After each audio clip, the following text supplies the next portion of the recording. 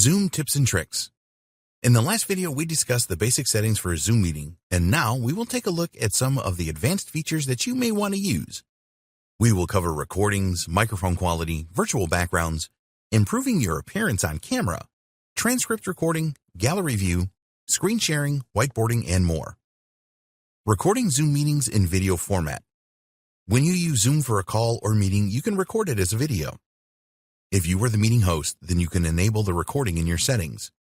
You will need to ensure that you have set this up before you start the call. Once you are in your Zoom account, just go to Account Settings and then Meeting Settings. You will see a Recording tab, and you need to click on this to set up video recording. To actually record the call, you will need to choose from storing the recording locally on your computer or storing in the cloud. You will need to be on a paid plan to store in the cloud. If you have a paid plan and want to store the video in the cloud, then you will need to download the Zoom application for your Mac, Windows, or Linux computer. When storing in the cloud, the video file, audio file, and text for chat is all recorded in the Zoom cloud. When you begin a Zoom call, there will be an option to record at the bottom of the screen on installed Zoom applications and not available through a browser. If you do not see this option, then you need to check your settings to see if you have set up recording. The videos are recorded in MP4 format. If you are a mobile device user, then you can still record Zoom meetings, but you will need to be a paid subscriber as there is no option to store the recording locally. All recordings must be performed and stored in the Zoom cloud. There is a limit to how much cloud storage you get, so keep an eye on this. When you choose the option to store the recording on your computer, you need to know where Zoom will save it so that you can retrieve it afterwards. There will be a Zoom folder on your desktop or laptop when you install the Zoom application, and this folder is used to store recordings. On a Mac, the path is /users/username/documents/Zoom. On the PC, the path is C:/users/username/Zoom. An easy way to get your local recordings is to open the Zoom app and then go to Meetings. You will see a Recorded tab here, and there you will find the meetings that you recorded, and you can choose to play a recording or open the file. Virtual backgrounds in Zoom. Don't like the way your room looks? Do you want to portray a more professional presence to your Zoom participants? The answer to this is to use Zoom virtual backgrounds for all of your calls. These are backdrops that includes things such as ocean views, space, and cityscapes. You can basically upload anything that you want to be a virtual background for your Zoom calls. So you can create your own image and use this as the backdrop. Virtual backgrounds are available to desktop and iPhone users. It is not difficult to set up a virtual background for your Zoom calls. If you are using a PC or a Mac, then open the Zoom application and click on the Setup icon. You will see a side menu appear, and from here you can choose Virtual Background. Zoom will provide a few backgrounds that you can choose from. Just select the one you want by clicking on it. If you don't want to use these backgrounds, then you can upload your own. Just click on the plus sign and then select the image that you want to use from your desktop. We recommend that you have your virtual background set up before you start any calls or meetings on Zoom. But if you forget, you can actually add a virtual background while a call is in progress. In the Zoom application, click the arrow next to the video symbol on the left-hand side, and then click on Choose a Virtual Background. Although it is possible to add a virtual background image without using a green screen, you will get the best results if you use a green screen. You can add a virtual background using an iPhone as well. Just tap on the three dots at the bottom of the screen and then tap on the More option. Tap on Virtual Background and choose the one you want. Look better on Zoom calls. You want to look the best that you can be on your Zoom calls, right? Well, believe it or not, there's a feature within Zoom to improve your appearance called Touch Up My Appearance. The people at Zoom really think of everything. Most people are unhappy with the way that they look on camera, so now you can improve this. When you use Touch Up My Appearance, you will apply a filter that will smooth fine lines subtly. Zoom claims that this will provide a natural improvement to your appearance.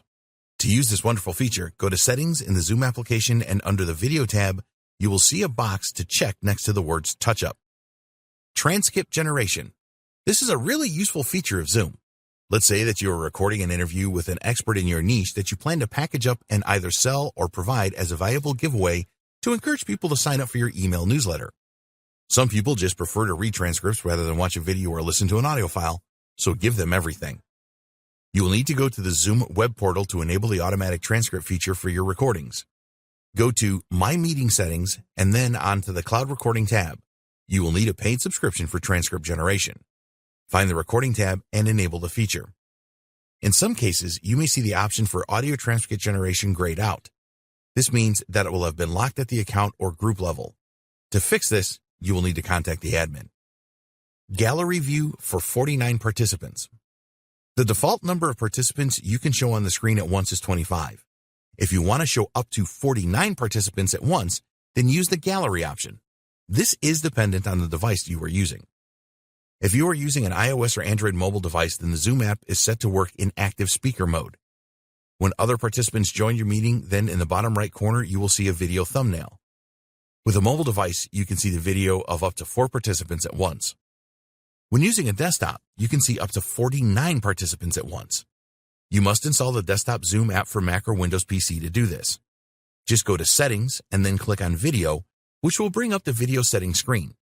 From here, you can enable the Display up to 49 participants per screen in Gallery View option. Pausing a shared screen.